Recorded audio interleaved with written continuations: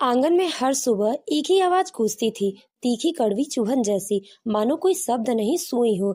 यह आवाज थी नंदनी की, जिसे घर में सब ननद कहकर पुकारते थे। उम्र से वो भले ही छोटी थी, लेकिन व्यवहार में वो इतनी तेज तर्रार, तानों से भरी और अपमान के हथियार से लैस थी कि सामने वाला चाहे कितना भी शांत हो, उसकी बातें दिल को काट देती थी। घर में नई आई रीमा, उसकी भाभी, अभी तक मायके की खुशबू भी मन में समेटी हुई थी, पर इस घर की जिंदगी, जिम्मेदारियां और ननद की जहरीली बातें उसके मन पर ऐसी वार कर रही थी कि हर बार उसे लगता था कि वह अपने ही घर में पराई हो गई है। रीमा गरीब घर की लड़की थी, पर दिल की बहुत ही साफ थी।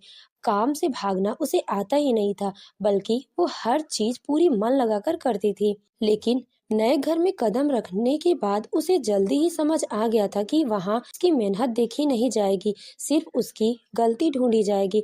हर सुबह जब वह आंगन में झाड़ू लगाती या रसोई में चाय बनाती या सब्जी काटती, तब ननद किसी न किसी बहाने से वहीं आ जाती और जोर से कहती, अरे भाभी, काम ऐसे करते हैं क्या? तुमने मायके में कुछ सिखाया भी नहीं गया था, या यूं ही ब्याह कर भेज दिया गया? ये कहते हुए ननद की आंखों में तिरस्कार ऐसे चमकता जैसे वो रीमा को इंसान ही नहीं, कोई कमतर प्राणी समझती हो। रीमा को हर बार बोलने को बहुत कुछ मन में आता था, लेकिन उसके बोल और आंसू दोनों ही भीतर दबा लेती।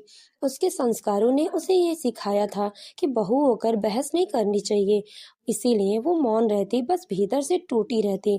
ननद के ताने सिर्फ सम्मान ताने नहीं थे, उसमें एक अजीब सा घमंड घुला हुआ होता था, जैसे घर का हर कोना उसी की जागीर हो और रीमा किसी तरह वहां बस रहने लायक हो।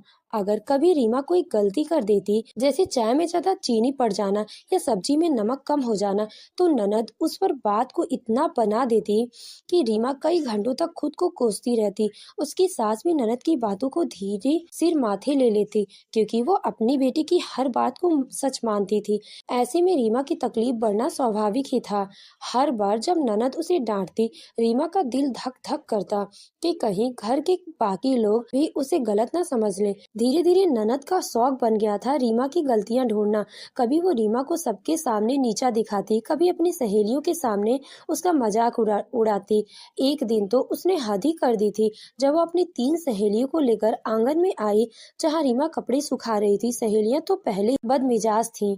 उन्होंने रीमा की तरफ देखा और हंसती हुई बोली, ये तुम्हारी भाभी हैं, बड़ी सीधी सादी हैं, लगता है गांव से उठाकर लाई गई हैं। ननद ने अपनी हंसी और लंबा खींचते हुए कहा, सीधी सादी क्या, बस गंवार कह लो, देखो कैसे कपड़े सुखा रही है, जैसे झंडा लगा रही हो। सहेलियां ठहाका मारकर हंसने लगी। रीमा के हाथ से चुन्नी छूटते छूटते रह गई। वो पल उसकी आंखों में हमेशा के लिए दर्ज हो गया, जैसे आत्मसम्मान पर किसी ने नुकीला बर्फ का टुकड़ा रख दिया हो। उस रात जब अर्जुन घर आया तो रीमा उसे देखते हुए बहुत देर तक चाहती रही कि बस वो सब बता दे, सब दर्द उलझ दे। लेकिन जैसे ही वो बोलने लगी, उसके भीतर का डर उसे रोक गया। उसे लगा, क्या पता वो उल्टी उसी का दोष दे दे, क्या पता घर में उसकी कोई बात न मानी जाए। और वो चुप रह गई। उसकी चुप्पी ही ननद की सबसे बड़ी ताकत थी, क्योंकि ननद जानती थी कि रीमा कमजोर है, शिकायत नहीं करेगी। दिन गुजरते गए और रीमा की हालत ऐसी हो गई जैसे वो अपने ही घर में पराई बनकर रह गई हो। काम, थकान, ताने और चुप्पी, इन्हीं 4 चीजों में उसकी जिंदगी सिमट गई थी। उसकी मुस्कान खो गई थी, आंखों के नीचे काले घेरे बढ़ते जा रहे थे, लेकिन कोई ध्यान नहीं देता था, क्योंकि कोई जानता ही नहीं था। ननद तो जैसे अपनी ही बनाई दुनिया में जी रही थी। वहां वो रानी थी और भाभी उसकी दासी। लेकिन वक्त हमेशा एक जैसा नहीं रहता। उसी वक्त ने करवट ली जब ननद की शादी तय हुई। घर में रौनक बढ़ गई, मेहमान आने लगे, सजावट, हलचल, गहनों की बात, कपड़ों की चर्चा, सब चल रहा था। इस सब के बीच रीमा ने दिन रात एक कर दिया था। उसने ननद की मेहंदी में भी खूब हाथ बटाया, उसके जेवर संभाले, उसके कपड़े तैयार किए, रसोई में घंटों तक खड़ी होकर मेहमानों के लिए पकवान बनाए। उसके पैरों में सूजन आ गई, पीठ दर्द से झुक जाती थी, लेकिन उसने कभी मुंह नहीं खोला। उसे लगता था कि ननद की शादी बस खुश रहे, यही काफी है। लेकिन ननद ने उसके इस त्याग का भी मजाक उड़ाया।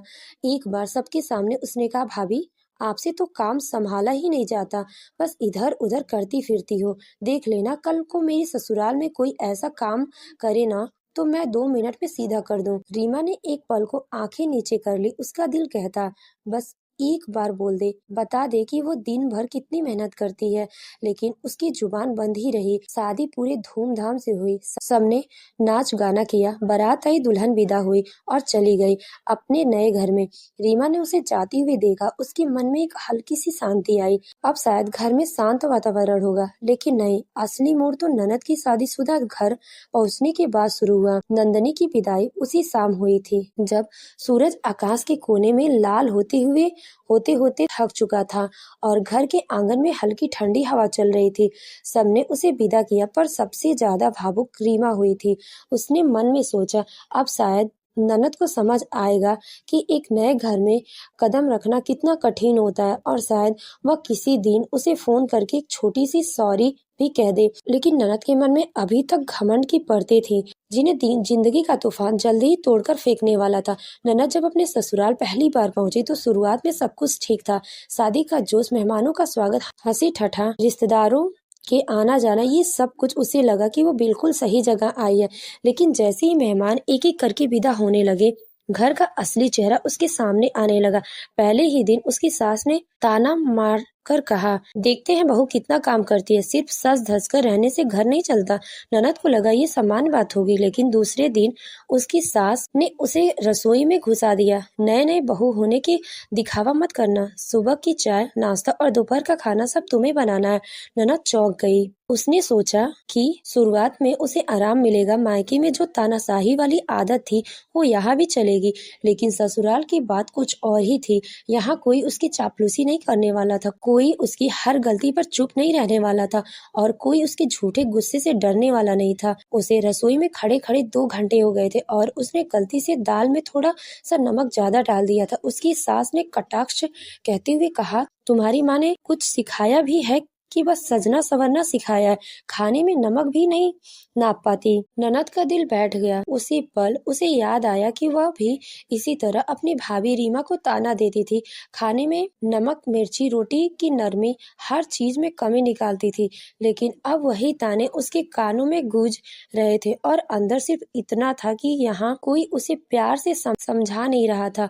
यहाँ तो उसे नीचा दिखाने का मजा लिया जा रहा था। उसका पति विवेक नौकरी पर रहता था और देर रात घर आता था। शादी के शुरुआती दिनों में उसने मुस्कुराकर बातें की, लेकिन धीरे धीरे उसका व्यवहार बदलने लगा। वो थका हुआ आता और जैसे ही कोई बात ननद के मुंह से निकलती वो झुंझलाकर कह देता, ससुराल में थोड़ी मेहनत करनी पड़ती है, हर बात पर रोना बंद करो। ननद की आंखें भर आती, लेकिन वह पति से झगड़ा भी नहीं कर सकती थी। डरती थी कि कहीं वो उसे समझे कि ननद ही समस्या है। दिन बीतते गए और हर दिन उसके लिए एक नया अपमान लेकर आता। कभी उसकी साथ दूसरों के सामने कह देती, हमारी बहू को बस फोन चलाना आता है, काम करने में तो हाथ पैर फूल जाते हैं। कभी देवर कह देता, भाभी आपसे तो भैया का घर सुधरेगा नहीं, अच्छा घर तो ऐसा बहू से चौपट ही हो जाता है। ननद को ये बातें बाढ़ की तरह चीर जाती, लेकिन अब उसका जवाब देने का साहस टूट चुका था।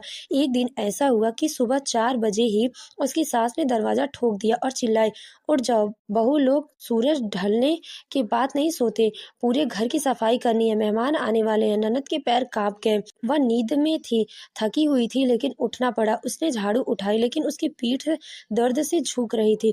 उसकी सास ने दूर से ही ताना मारा, धीरे धीरे नहीं, जल्दी जल्दी करो, तुम जैसे बहुएं हमारे घर में पहली बार आई हैं, नखरे बहुत है तुम में। उसके हाथ कांप गए और गलती से फूलदान गिर कर टूट गया।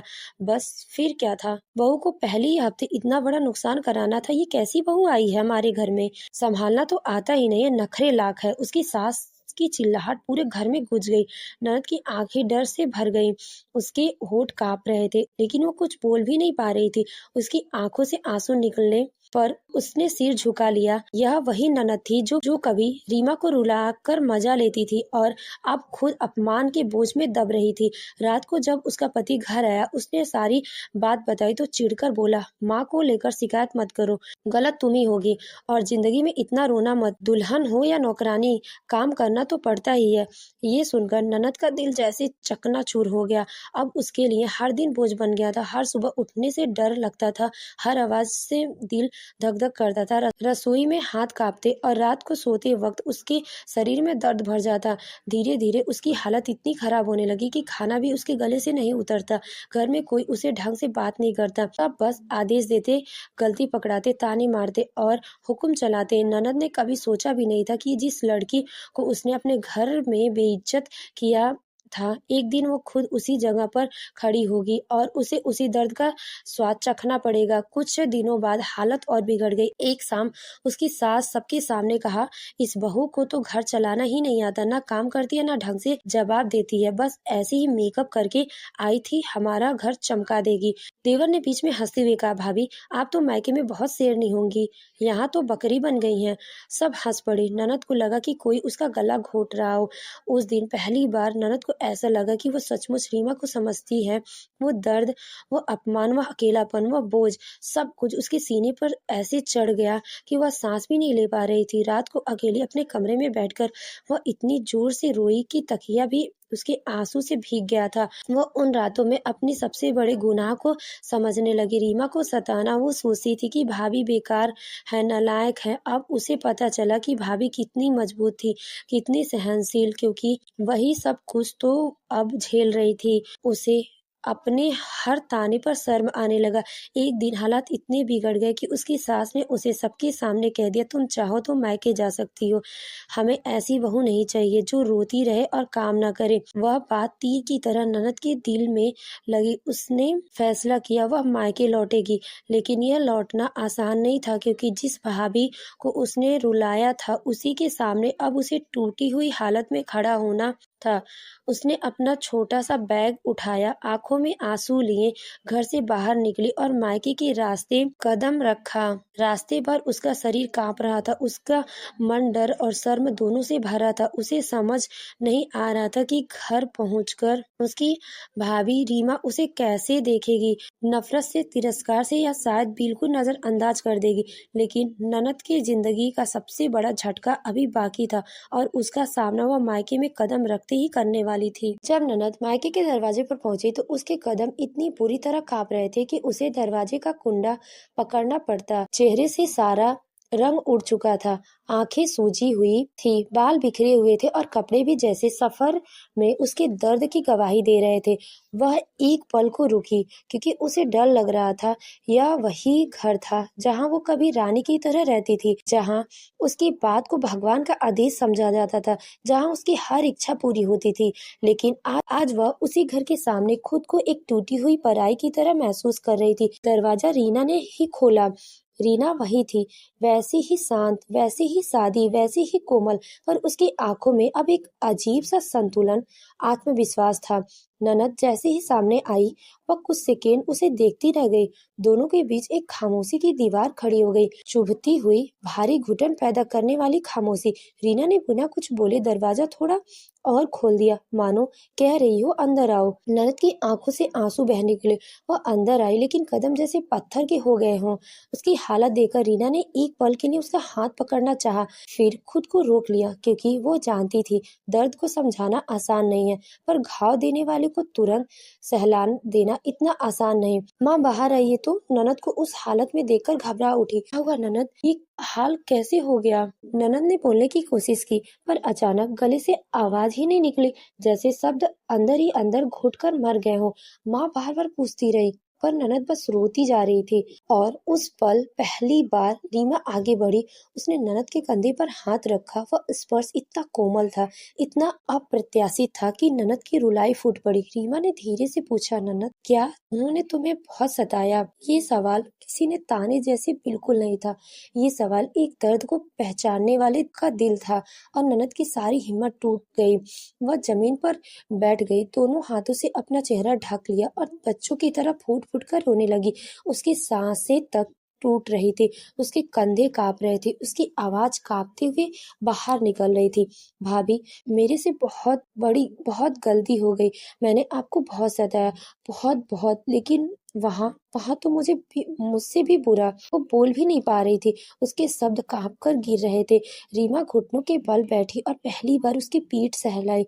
रो मत ननद, हिम्मत रखो, क्या हुआ तो बताओ। ननद ने चेहरे से हाथ हटाया और काती आवाज में कहा, भाभी वो लोग मुझे चैन से सांस नहीं लेने देते हैं। काम में कमी हो जाए तो सबके सामने ताने देते हैं, खाने में नमक कम हो जाए तो घंटों अपमान करते हैं, उठने बैठने तक पर निगाह रखते हैं। पति भी मेरी बात नहीं सुनता, कहता है मेरी ही गलती होगी। उसकी बात टूटी जा रही थी, पर हर वाक्य के साथ उसका दर्द को फिर भी जी रही थी। भाभी वहां मुझे एक पल चैन नहीं है, रात को नींद तक नहीं आती, डर की वजह से हाथ कांपते। और आज उन्होंने मुझे कह दिया कि चाहो तो मायके चली जाओ भाभी, मैं अब वहां वापस नहीं जाना चाहती, वहां वहां मैं टूट जाऊंगी। रीमा की आंखें भर आई, उसने वही दर्द देखा था, वही ताने, वही अपमान, वही चुभन जो ननद ने कभी उसे दिया था। ठीक उसी पल एक भारी साया जैसे एहसास कमरे में फैल गया। यह पल था जहाँ किस्मत ने दोनों को एक ही मोड़ पर खड़ा कर दिया था, जहाँ एक गुनहगार रो रहा था और उसको रुलाया गया था, वही उसके आंसू पोंछ रही थी। रीमा ने बहुत धीरे से कहा, ननद, जो दर्द तुम वहां सहकर आई हो वही दर्द मैंने यहाँ सहा था। तुम्हारी बातों ने, तुम्हारी तानों ने, तुम्हारी हंसी ने मुझे रोज रुलाया था, लेकिन आज तुम्हें उसी दर्द ने छू लिया जिसने मेरे दिल को सालों तक जलाया था। ये सुनकर ननद का शरीर जैसे पिघल गया, वो रीमा के पैरों पे गिर गई, बेशक टूटी हुई, रोती हुई। भाभी मुझे माफ कर दो, मैंने बहुत बुरा किया, बहुत। मैं इंसान लायक नहीं हूँ भाभी, मैं बहुत शर्मिंदा हूँ। यह दृश्य था जो देखकर रीमा के दिल का कठोर हिस्सा भी पिघल गया। उसने तुरंत ननद का हाथ पकड़ा। ननद, ऐसे मत गिरो, इंसान गलती करता है, लेकिन इंसान वही है जो अपनी गलती समझ ले। तुम समझ गई हो, बस अब उठो। रीमा ने पहली बार उसकी आंखों में बिना दर्द, बिना ताने, बिना कटाक्ष के देखा। पहली बार उसके ननद को एक बच्ची की तरह रोते देखा, जो खुद के बनाए गड्ढे में गिर कर लौट आई थी। माँ ने भी ननद को गले लगाया, लेकिन उसके चेहरे पर चिंता थी। बेटा, अगर वह इतना बुरा है तो हम बात करेंगे, लेकिन असली ताकत तो रीमा में जाग चुकी थी। ननद जो पूरे जीवन में उसे तुच्छ समझती थी, आज वही रीमा उसके लिए ढाल बनकर खड़ी हो गई। रीमा ने माँ से धीमी लेकिन दृढ़ आवाज में कहा, माँ, ननद को अब वापस उस घर में नहीं भेजेंगे। अगर उन्होंने इसे इतना सताया कि बच्ची की जान पर बनाई, अब यह यही रहेगी जब तक इसके साथ इंसाफ नहीं होता। ननद की आंखें चौड़ी हो गई, उसने आत्मविश्वास से भाभी की ओर देखा। रीना ने उसका हाथ कसकर पकड़ा। ननद, अब मैं हूँ तुम्हारे साथ, जितना तुम्हें मेरे लिए किया था उससे ज्यादा मैं तुम्हारे लिए करूंगी, क्योंकि इंसान की अच्छाई बदलने में नहीं, दिल से होती है। और उस पर ननद को महसूस हुआ सारा संसार उलट गया। जो भाभी कभी उसकी दुश्मन जैसी लगती थी, वही आज उसके लिए दुनिया के सामने खड़ी होने को तैयार थी। रीना ने ननद को अपने कमरे में ले जाकर बैठाया, उसने पानी दिया, सिर दबाया, उसका माथा सहलाया, और ननद हर स्पर्श में अपनी गलती, अपना अहंकार पिघलते हुए महसूस कर रही थी। खिड़की के बाहर हवा चल रही थी, लेकिन कमरे में भीतर दो औरतें की जिंदगी एक तूफान से शांत हुआ।